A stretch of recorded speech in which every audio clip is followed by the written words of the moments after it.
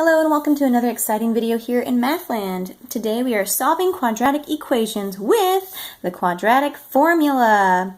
Okay, so you've solved some, well, you haven't solved it, you've factored some quadratics. Now we're actually putting that into practice and solving for our quadratic. And this will actually give us the intercepts as when we get to graphing, we'll know where the x-intercepts are. Okay, so here I can't factor this out. I can't make a couple binomials and factor this out in any way because it just won't work out. So when that doesn't work by regular factoring, we have to do the quadratic formula. And if you like to sing songs, this will be very nice because I have a song for you here. We'll put the formula over here. Formula. Kind of a big fat pen there. Let's try this one. Okay, so here we go. Pop goes the weasel melody to the quadratic formula. X equals negative b plus or minus square root b squared minus 4ac all over 2a. There we go. You'll be singing it in your sleep. It's fun. Okay, so let's identify our a, b, and c with our quadratic equation here. So the coefficients are, and the constant here, are labeled A, B, and C.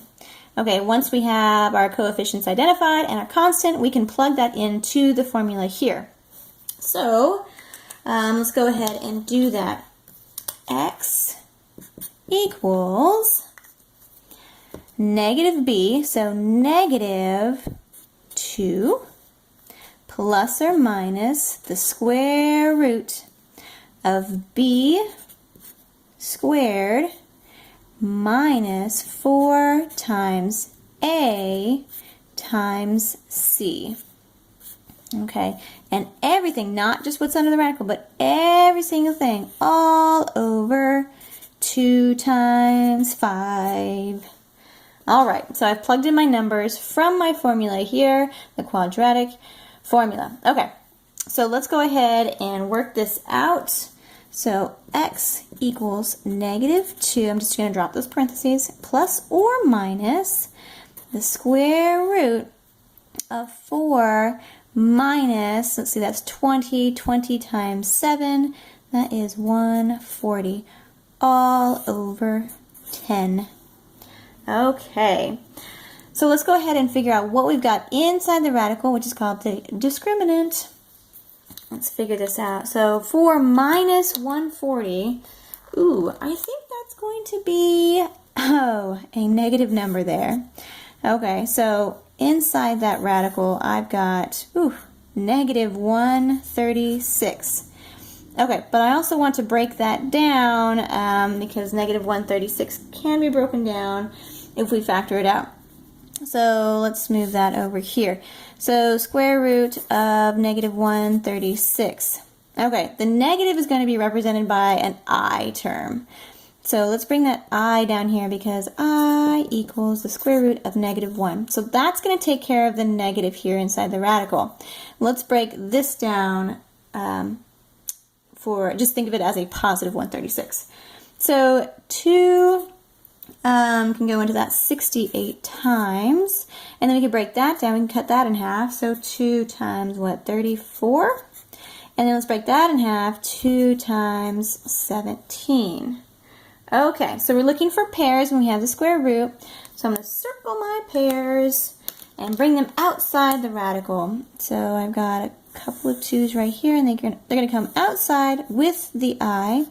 And then the leftovers are going to multiply and stay inside the radical. So when I break this down, I've got 2i on the outside, 2i, and inside the radical, I've got 2 times 17, which is 34. Okay, so all that to say, that is the breakdown of our radical here. So let's go ahead and bring down what we had before. We have x equals, I'm going to bring down the negative 2 plus or minus what we got from the radical here when we broke it down over 10. Okay, now we can reduce the whole numbers, or the terms on the outside of the radical can reduce here. So I'm going to cancel those out, kind of reduce it as much as I can. So 2 can go into itself, and it goes into 10 5 times, and 2 goes into itself 1 time. Okay, so just something to note, that when we reduce these, this term is still here. It's a -1 right now. It doesn't just go away, and I've seen students just think, oh, I'm canceling that out, it's gone. No, it's still there. -1 is still there, because when we cancel something out, it doesn't go away, it just turns into 1. So x equals my -1 plus or minus 1i, which is just I, square root of 34 over 5. And if you wanted to put it into a plus bi format, a plus bi, meaning your I term is second, you can split this into 2 separate fractions and to 2 separate terms, because we have, or 2 separate answers, because we have 1 plus this, 1 minus that. So let's go ahead and break everything down, put it in a plus bi format. We've got -1 over 5. Okay, so I'm pairing those together. And then I'm going to do the plus version. Plus I square root of 34 over 5.